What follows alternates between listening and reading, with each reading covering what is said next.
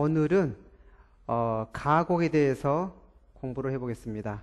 보통 가악이라고 하는데 가악하면은 가곡, 가사, 시조 이렇게 세 가지를 지칭을 하는데 먼저 가곡에 대해서 공부를 해보겠습니다.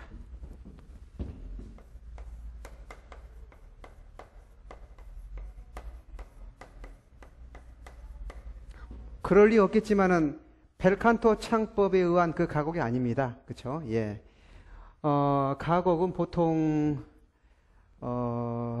일반적으로 부르는 시조시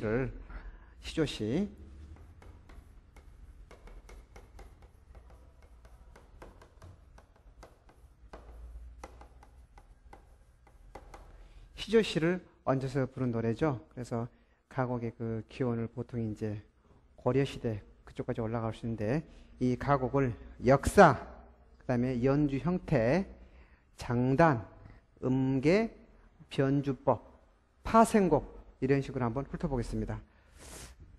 선생님께서 가지고 계신 책은 71페이지부터 75페이지에 해당이 되는데, 그 교재에 나와 있는 내용보다 조금 더 깊이 들어갈 거예요. 자, 가곡의 역사를 문헌과 그 다음에 명인들을 통해서 살펴보게 되면은 제일 처음 현재까지 발견된 최초로 기록된 문헌은 역사 금합자보입니다. 다른 말로는 안상금보라고도 하죠. 안상금보. 안상이란 사람이 금고 악보를 썼기 때문에 안상금보 금합자보로 하는데, 이게 임진왜란 전에, 즉 선조 때 편찬된, 그렇게 알려져 있는데, 즉 16세기 후반이겠죠. 16세기 후반. 여기에서는 만대엽만 나옵니다. 무슨 말이냐? 가곡은 나중에 나오겠지만 크게 만대엽, 중대엽, 삭대엽이 있었다고 합니다. 즉 가곡의 원형은 만대엽, 중대엽, 삭대엽인데, 가곡은 만대엽, 중대엽, 삭대엽 이 세 개가 원형인데, 금합자보에는 만대엽만 기록이 되어 있습니다. 즉 무슨 얘기냐? 16세기 후반에 1590년 전후에는 중대엽이나 삭대엽은 아직 만들어지지 않고 불려지지 않았다. 우리가 그렇게 유추할 수 있겠죠. 두 번째는 광해군 시절에 양금신보에 보면은, 이것은 광해군 2년에 나온 양덕수란 사람이 임진왜란을 피해가지고 남원에 가가지고 지은 책이죠. 예. 뭐라고 나와 있냐면은,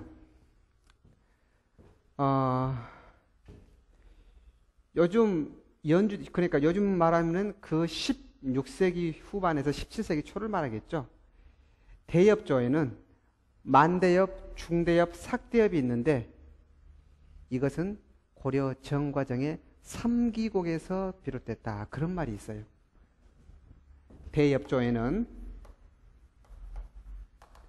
만, 중, 삭이 있는데, 이것은 전부 고려 정과정, 정사란 사람이 쓴 정과정이라는 책이죠. 정과정의 삼기곡에서 비롯됐다. 이게 무슨 말이냐?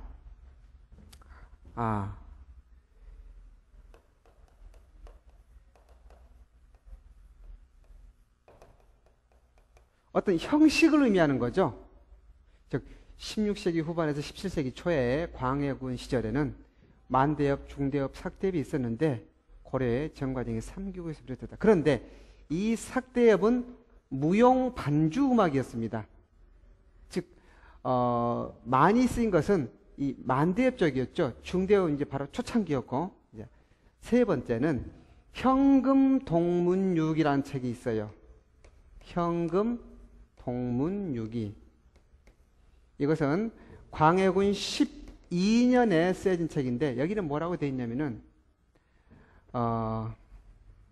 평조 만대엽에는 4개의 조가 있다. 즉 금조에는, 여기서 말한 금은 뭘 말할까요? 그렇죠. 검은고를 말하겠죠. 금조에는 조가 4조가 있다. 평조, 계면조, 낚시조, 우조 4개의 조가 있다. 평조 만대엽을 분위기를 여기서는 이렇게 기록을 하고 있어요. 마치 봄날에 어떤 그 구름이 봄의 하늘을 나르는 것 같고, 또는 봄바람이 들판을 걸어 다니는 듯, 즉 유유할손 춘운이 창공을 나르는 듯하고, 호호할손 훈풍이 들판을 이렇게 돌아다니는 그런 느낌. 그러니까 한원하고 종용하다, 아주 여유가 있고, 그렇다는 의미로 아마 우리가 해석을 해야 될 것 같아요. 500년 전의 표현이니까. 평조 만대엽의 분위기를 설명하면서, 평조 만대엽의 분위기를 방금 얘기했듯이 종용하고 환원한데, 봄구름이 창공을 이렇게 떠다니는 듯하고, 또 따뜻한 바람이 들판을 이렇게 움직이는 듯, 그런 분위기다. 그러면서 평조 만대엽은 제국의 조종이다 그랬어요. 제국의 조종이다. 여기서 말한 제국은 뭘 말할까요? 망대엽, 중대엽, 삭대엽을 말하겠죠. 그렇죠. 제국의 조종이다, 으뜸이다, 그렇죠? 으뜸이다, 그런 말일 것 같아요. 자, 즉 금합자보, 양금신보, 현금, 동문유기 이르기까지 거의 만대엽 위주로 지금 기록이 되어 있는 걸 알 수가 있어요. 그 다음에 조금 시간이 거슬러 가지고, 이익의 성호사설에서는 영조 때 만들어졌죠. 영조 때 편찬된 이익의 성호사설에서는 뭐라고 되어 있냐면은, 금합자보나 양금신보나 현금, 동문유기는 만대엽, 그 다음에 중대엽까지 나왔잖아요. 그런데 이익의 성호사설에서는 만대엽은 이미 사라진 지 오래다. 왜? 너무 느리기 때문에. 만대엽은 너무 느려서 사라진 지 오래고, 만대엽은 이미 사라진 지 오래고, 중대엽도 조금 빠르지만 좋아하니까 별로 없고, 요즘 많이 사람들이 즐기는 것은 삭대엽이다. 요즘 사람들이 선호하는 것은 삭대엽이다. 그렇게 되어 있습니다. 자, 즉 약 200년이 흐르면서 금합자보의 만대엽에서 성호사설의 어떤 약 200년의 시간이 흐르면서 아주 느린 만대엽에서 조금 빠른 중대엽, 하지만은 그 중대엽도 사람들이 느리기 때문에 좋아하지 않고 빠른 삭대엽을 좋아한다. 그렇게 말이 나와 있어요. 자, 그 다음에 나오는 책은 청구영원이죠. 그 다음에는 고종도의 가곡원류예요. 청구영원에서는 중대엽도 거의 발자취를 감춰버립니다. 그쵸? 여기서 이미 청구영원에서 이미 삭대엽이 1, 2, 3으로 발전되고, 가곡원류가 왜 이게 중요하냐면은, 가곡원류가 현재 가곡, 자 여기서 말한 현재 가곡은 남창 26곡, 여창 15곡에서 41곡이란 곡이 현재 전승되고 있는데, 현재 이 가곡에 어떤 한바탕 틀을 이룬 게 가곡원류 시절입니다. 이 가곡원류 때 이시도엽에서 중거, 평거, 두거 같은 그런 곡이 파생이 돼가지고 이미 여기서 농, 낙 같은 게 나타났지만, 이 가곡원류 시절에 고종 때 현재 가곡의 어떤 기본 틀이 되는 그런 바탕을 이뤘다. 그래서 중요한 거죠. 자, 그렇다면은 문헌상으로는 이런 식으로 알 수가 있었는데, 사람의 인명으로는 자, 간단하죠. 금합자보를 지은 사람은 안상이잖아요. 안상. 양금신보는 양덕수가 지었죠. 예, 우리가 가곡의 명인을 한번 살펴보자고요. 안상에서 양덕수로. 그 다음에 현금, 동문유기는 이득윤이 지었습니다. 이득윤이 지었어요. 자, 그 다음에 성호사설은 이익, 청구영원은 김천택, 가곡원류는 박효관. 자, 이 이외에도 조금 이따 시조편에서 나오겠지만은 이세춘 같은 사람이 있겠죠. 이세춘. 그 다음에 하규일, 물론 이 중간에도 많은 명인들이 있지만은 그 다음에 이병성, 그 다음에 이동규. 예. 현재 가곡의 전통은 이분이 예, 이렇게 바톤을 이어받고 있습니다. 이 두 사람은 부자 관계죠. 자, 즉 어떤 가곡의 문헌과 인명을 통해 가지고 이렇게 가곡의 역사를 잠깐 거슬러 봤습니다. 그렇다면은 이러한 가곡의 연주함 형태를 한번 봐보겠습니다. 자, 가에는 가곡, 가사, 시조가 있다고 그랬어요. 그런데 시조나 가사는 가곡에 비해서 연주 형태가 단촐하면서 또 반주의 형태도 역시 장구장단이나 무릎장단 그렇게 우리가 단촐하게 연주를 하는데 가곡은 그렇지가 않습니다. 즉 가곡의 연주 형태를 봐보겠습니다. 첫 번째, 가곡은 반드시 관현 반주를 갖춰야 된다. 관현 반주. 그런데 조금 더 구체적으로 말하면은 줄풍류 편성이다. 우리가 그걸 기억을 해야 돼요. 자, 줄풍류 편성. 다음 시간에 설명을 할 부분인데 한국의 그 음악 악기의 편성은 줄풍류, 대풍류, 세풍류, 관현합주, 관악합주, 하박 그런 용어가 있죠. 자, 줄풍류라는 것은 무슨 말이냐면은 줄이 중심이 되는 현악기가 중심이 되는 검고가 중심이 되는 신락 편성이란 거죠. 그런데 여기에는 반드시 단제비 편성이다. 그게 단서입니다. 단제비. 그리고 또 하나는 단제비면서 피리가 세피리다. 이게 중요하죠. 왜? 가야금이나 검고는 현악기이기 때문에 소리가 연연합니다. 여기에 만약에 악기 음량이 큰 퉁소나 태평소나 아쟁 같은 악기가 합류하게 되면 악기 간의 음량의 밸런스가 안 맞겠죠.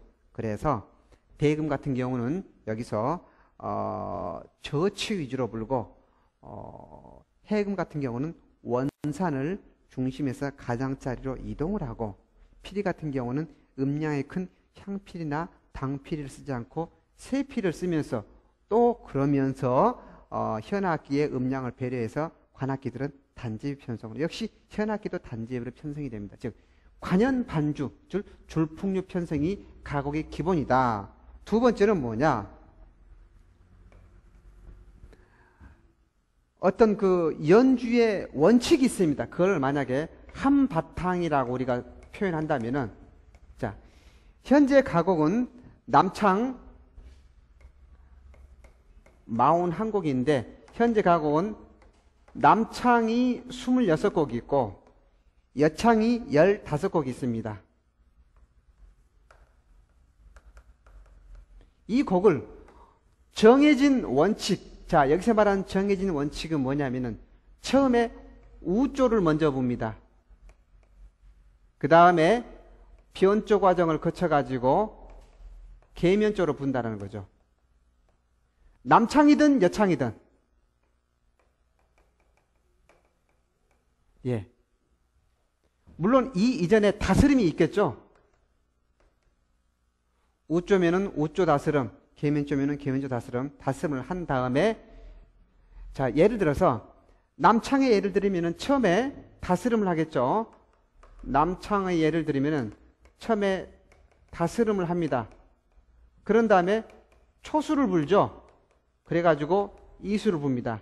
자, 이수에서 파생된 게 중거, 평거, 두거, 삼수, 소형이라고 쭉 나가겠지만은 가정을 하면은 반드시 이 원칙대로 불어야 됩니다.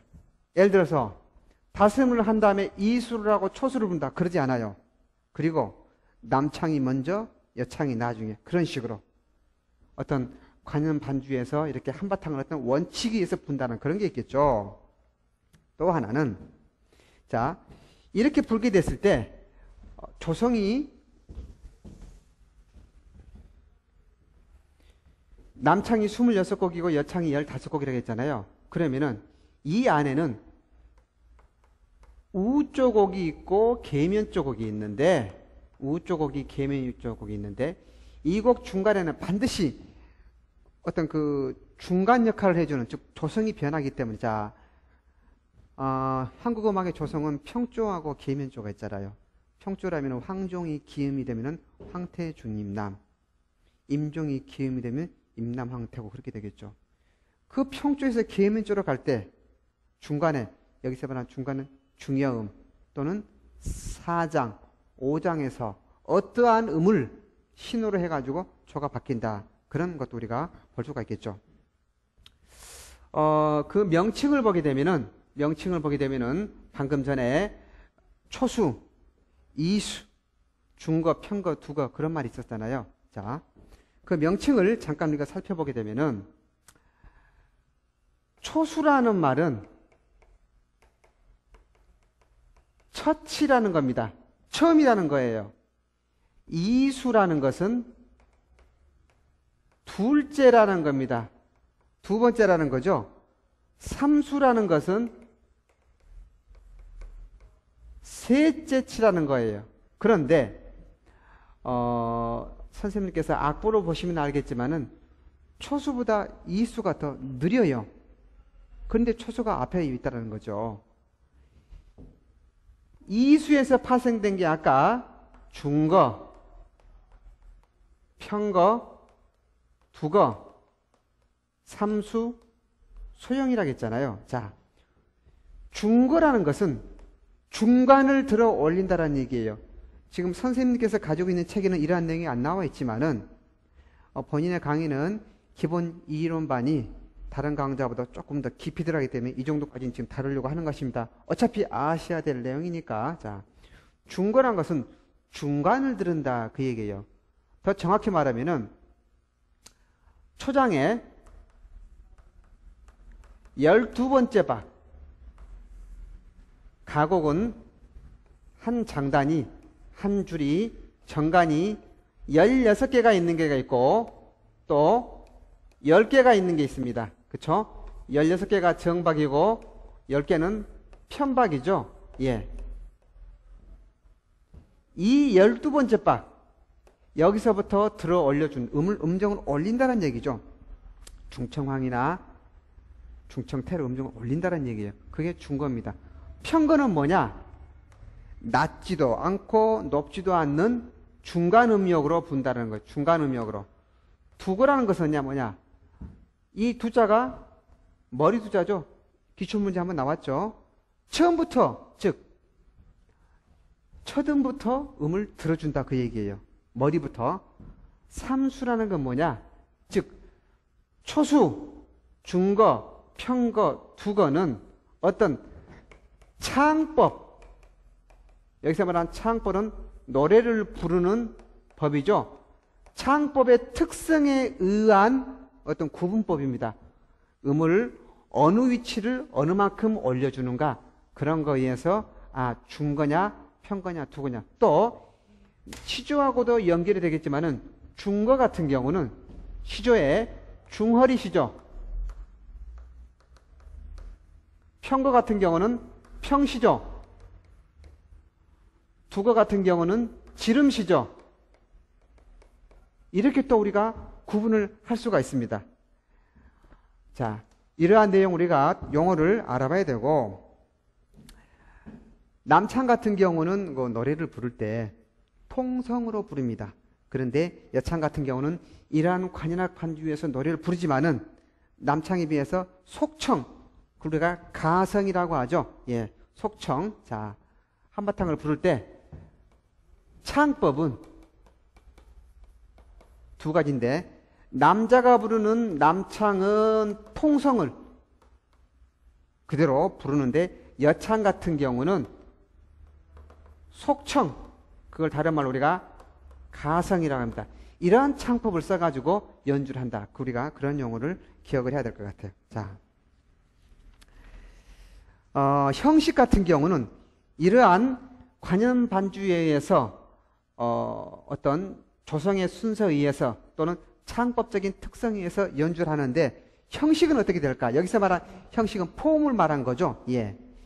시조 같은 경우는 초장, 중장, 종장에 의한 3장 형식입니다. 그런데 가곡의 형식을 보게 되면 연주 형태하고 형식은 약간 다르게 우리가 이해를 해야 될 것 같아요. 형식은 5장 형식입니다.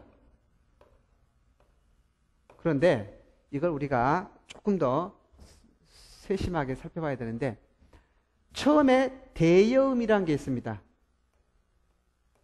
대여음은 앞에 있으면 앞대여음, 뒤에 있으면 뒷대여음, 대여음이 있죠. 그 다음에 초장이 있어요. 자, 이 대여음은 우리가 어떻게 해석을 하면 되냐면은 전주, 후주, 그렇죠. 앞에 있으면 전주, 뒤에 있으면 후주, 우리가 그렇게 받아들여도 될 것 같아요. 초장이 있고 그 다음에 2장이 있습니다. 3장이 있죠. 그리고 나서 중여음이 있어요. 여기서 말한 중여음은 간주, 그런 역할을 하겠죠.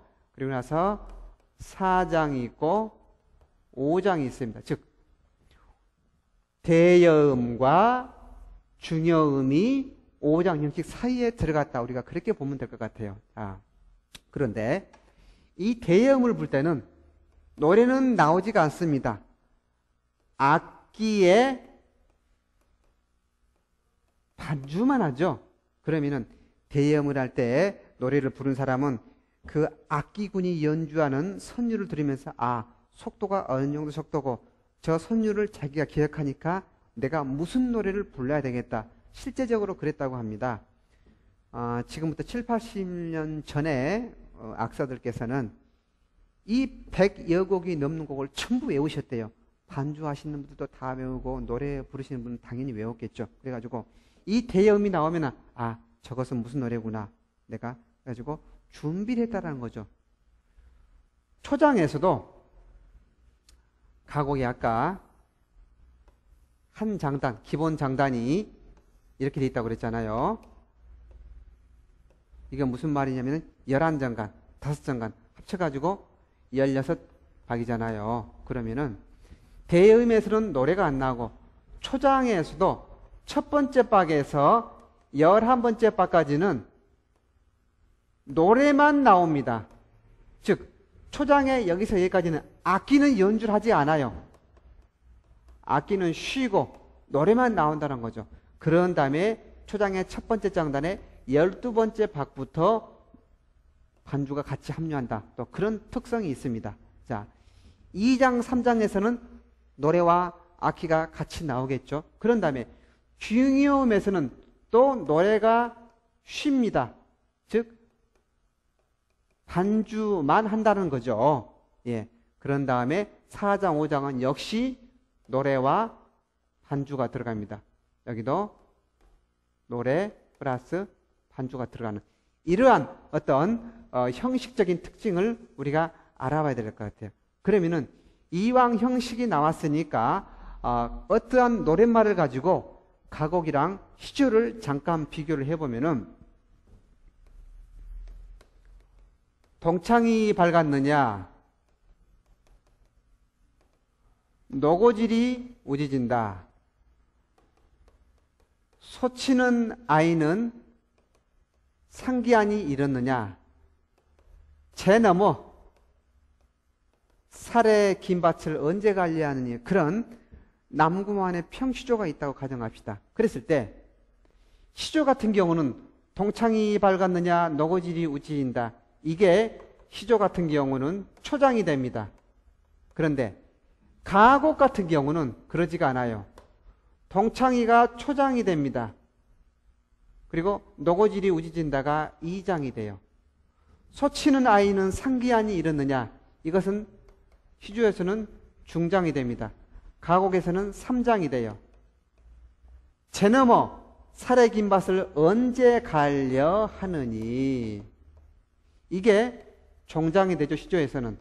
가곡에서는 제너머 이게 4장이 되고 제너머 저 긴 밭을 언제 갈려 하는 이게 5장이 됩니다. 그러면서 시조에서는 마지막에 하느니 하노라 이걸 집어넣는데 가곡에서는 이게 생략이 된다. 그러한 약간의 차이가 있다. 그러면서 가곡은 초장 앞에 뭐가 있고 대여음이 있고 그 다음에 3장과 4장 사이에 중여음이 있고 또 어떤 경우는 5장 뒤에도 대여음이 있다. 이러한 차이를 우리가 구분을 할 수 있어야 되겠습니다. 예. 가곡의 장단 같은 경우는 방금 설명했듯이 한 장단에 16박이 있고 또 한 장단에 10박이 있고 두 가지가 있습니다. 자, 한국음악의 장단은 세종대왕이 정간보를 창안해가지고 한 줄에 32정간을 사용했고 세조는 여기서 16정간으로 변화를 주면서 정간에 대강구조를 집어넣어가지고 사대강에 당시에 세조가 16정간을 사용했는데 323, 323으로 4대강 구조를 만들었었죠. 예. 가곡 같은 경우는 거기서 발전이 돼가지고 자 형식했고 장단 세조 때의 16정간을 323, 323으로 해서 6대강 구조로 만들었잖아요. 현재 21세기의 한국음악의 한 장단 구조는 한 줄, 이 세로로 한 정간이 몇 개인가 쉽게 그렇게 이해를 하면 돼요. 자, 한 줄이 정간이 20개면은 그것은 20박이에요. 그런 관점에서 가곡은 16정간과 10정간 두 가지가 있습니다. 자, 가곡의 장단은 1. 16박, 다른 말로 16정간 그런 구조가 있고 2.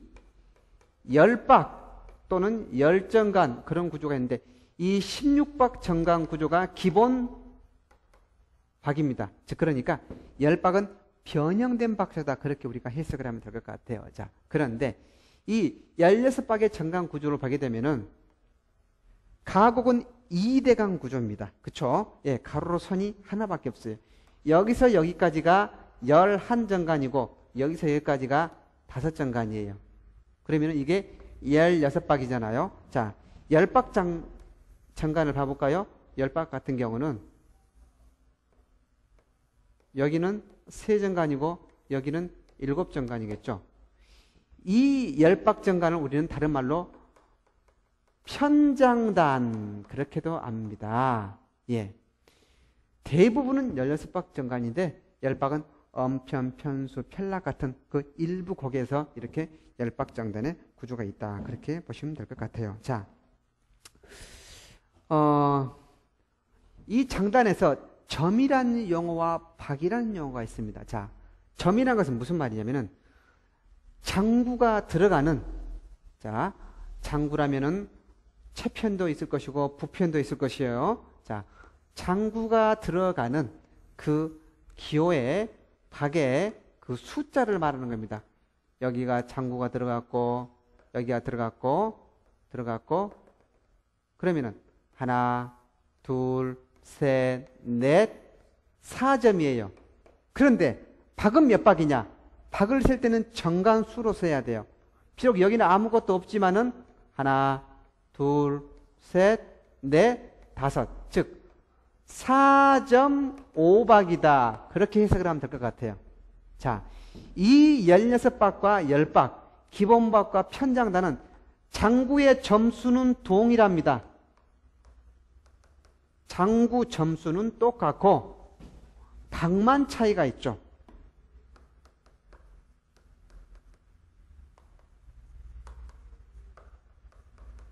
즉 무슨 말이냐? 16박에서 장구가 들어가지 않는 빈 박을 빼버리면 10박이 된다. 그렇게 해석을 하면 될 것 같아요. 보통 이 16박은 초수부터 농나까지 있죠? 초수부터 농나까지. 이쪽은 편 계열입니다. 예, 우리가 그렇게 해석을 하면 될 것 같아요. 자, 장구의 어떤 그 점이나 박에 의해서 장단이 이렇게 바뀐다면, 그렇다면은 가곡의 음계는 어떻게 되는가? 음계.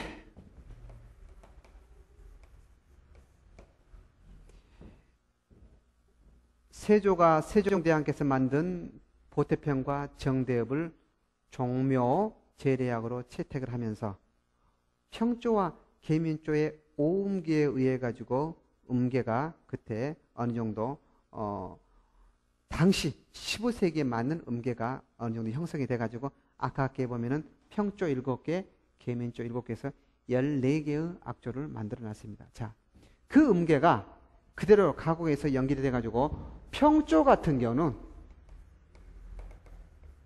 오음 음계를 그대로 유지하고 있습니다. 자, 황종이 중심이 되니까 황, 태, 중, 임남의 오음 음계가 현재까지 그대로 전승이 되고 있습니다. 그런데 계면조 같은 경우는 정대업의 계면조가 가곡에서 현재, 자, 더 정확히 말하면은 유예지 시절 이후에 임진왜란 이후에 계면조가 변화를 일으키는데, 원래 역시 계면조도 오음 음계였잖아요. 황종을 기본으로 하게 되면은 황협중이 모였는데, 두 번째 음인 협정과 또 어떤 곡에 따라서는 다섯 번째 음인 무역이 나타나지 않습니다. 즉 삼음이나 사음 음계로 변화됐다. 그렇게 해서 사용되겠다. 우리가 그렇게 알아야 될 것 같아요. 즉 황, 중, 임의 무는 나오기도 하고 안 나오기도 하고 그런 식으로 음계가 바뀌었다. 우리가 그렇게 되면 될 것 같아요. 자, 이렇게 무역까지 나오는 게 시조편에도 설명을 했지만은 지름시조 같은 경우는 이런 게 나오고 있습니다. 자, 음계에 연결해가 종지형 같은 경우는 지난 시간에 설명했죠. 그렇죠. 예, 하행종지예요. 하행종지. 한국음악의 대부분은 하행종지입니다. 자, 가곡의 변주 모양. 이 책에는 그러한 부분이 언급이 됐나요? 가곡의 변주. 70 지금 5페이지죠? 75페이지니까 가곡의 변주를 보게 되면은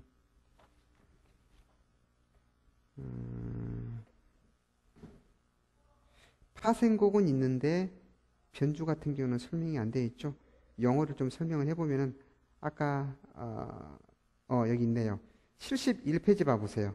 71페이지 보면은 그런 내용이 나와 있죠. 밑에 부분에 초수대엽의 초자, 이수대엽의 이자, 삼수대엽의 삼자는 순 우리말의 첫째 치, 둘째 치, 셋째 치.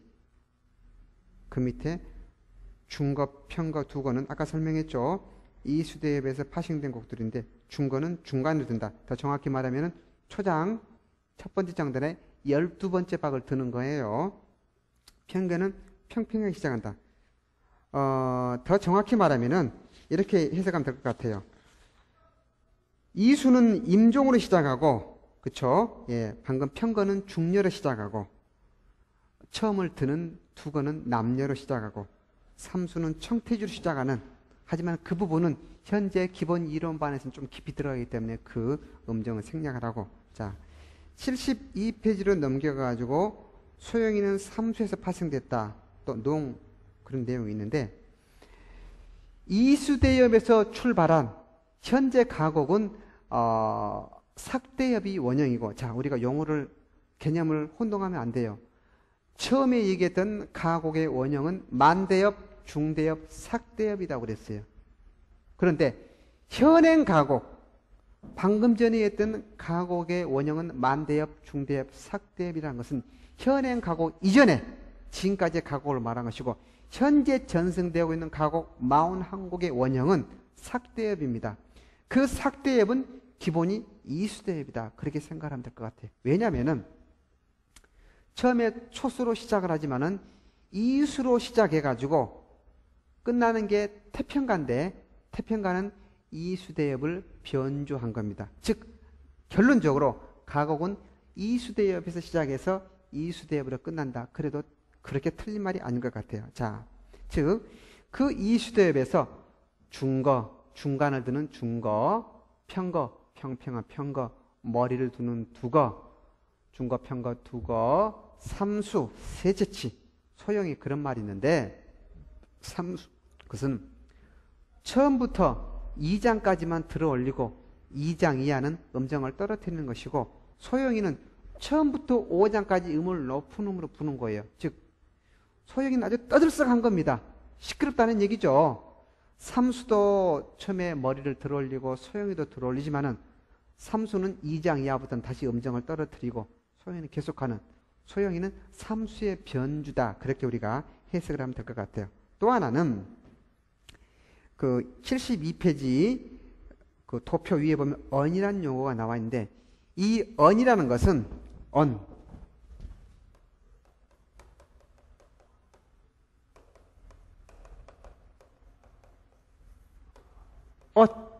같은 말입니다.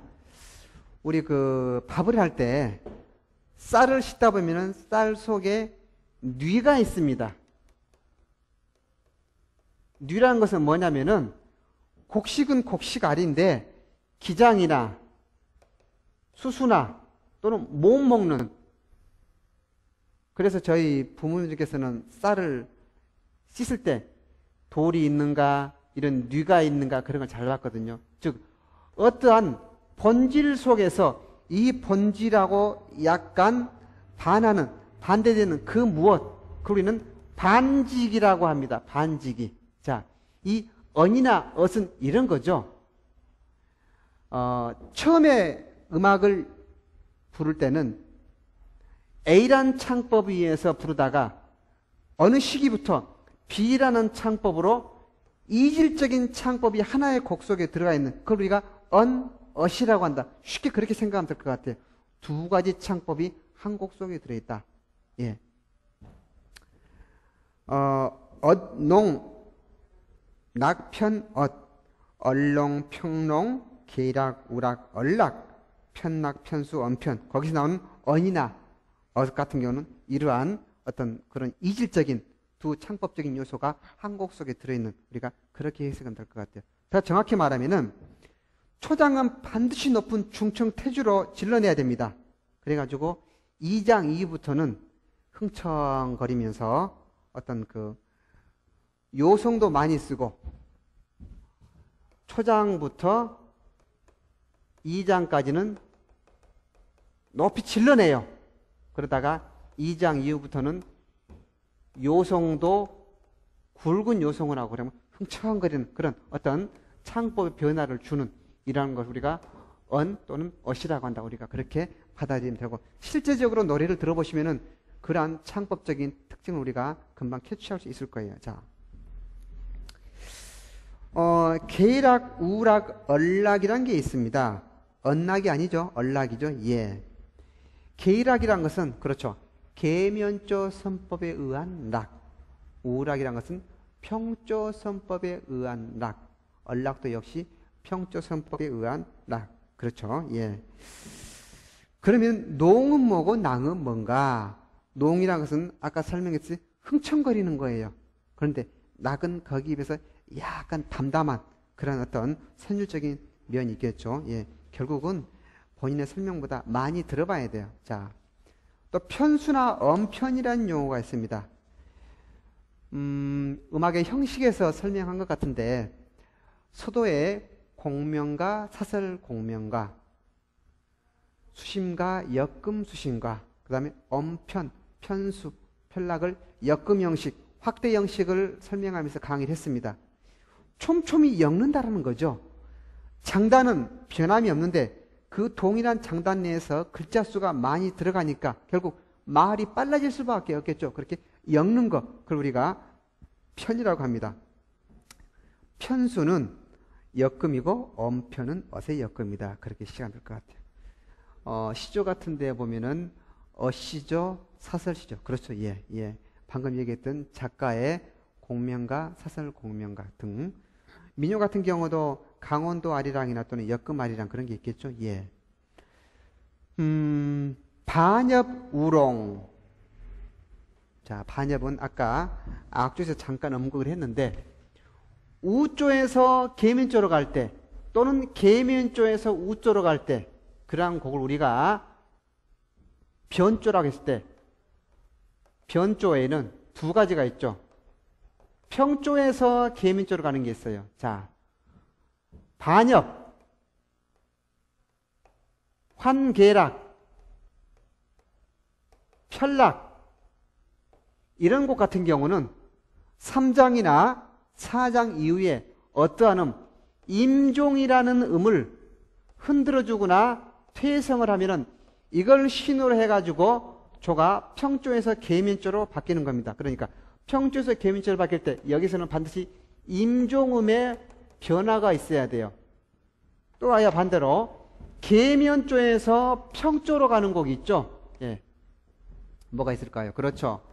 계락이 있고 그 다음에 여창평롱이 있죠. 이러한 곡은 여기서 중이라는 음이 역시 떨어지거나 퇴성을 해준 그런 변화를 신호로 해가지고 계면조에서 평조로 바뀌는 이러한 어떤 조가 바뀌는 그런 우리가 반엽으로 해석하면 될 것 같아요. 그런데 그럼에도 불구하고 임종으로 이렇게 음정의 변화를 줘야 되는데 음정의 변화를 주지 않고 그냥 가버릴 때, 즉 평조에서 평조로 가버릴 때, 반엽이 평조에서 평조로 가버릴 때 이걸 뭐라고 하느냐? 우리는 우롱이야 한다.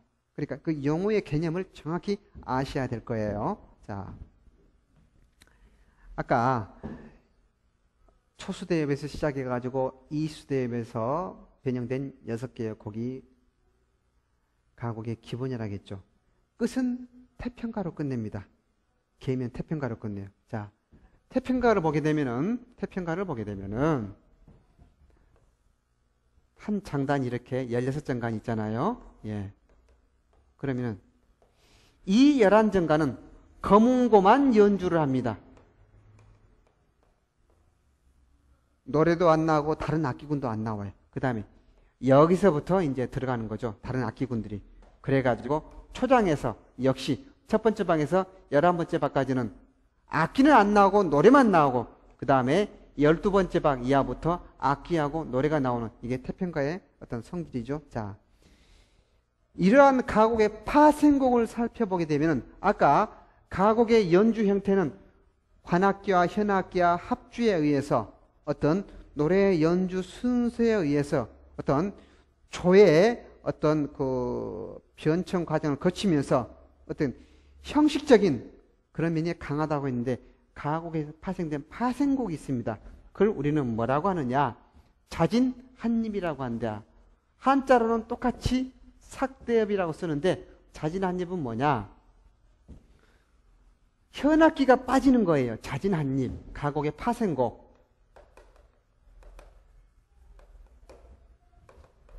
자진 한입.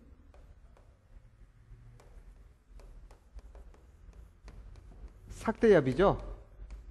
삭대엽. 거문고와 가야금이 빠집니다. 조건이 뭐냐? 거문고와 가야금이 빠지죠. 현악기가 빠지는 거예요. 두 번째, 노래가 또 빠집니다. 그러면 결국은 관악기만 남잖아요. 자, 이 악기 구성을 보게 되면은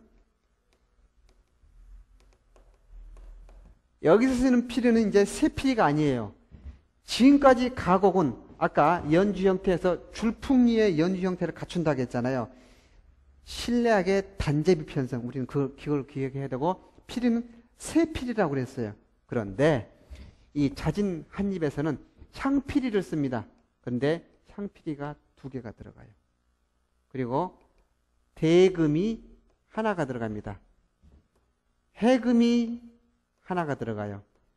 좌고 하나, 장구 하나. 하나, 둘, 셋, 넷, 다섯, 여섯. 즉 6개의 악기가 들어가잖아요. 그래서 이걸 다른 말로는 삼현 육각이라고도 하고 대풍류 편성이라고도 하고 있습니다. 이 설명은 조금 이따 할게요. 자, 악기 구성이 이렇게 되어 있고 연주하는 악곡은 총 6곡입니다. 그런데 평조 두거, 평조 두거가 있고 그 다음에 변조 두거가 있고 계면 두거가 있어요.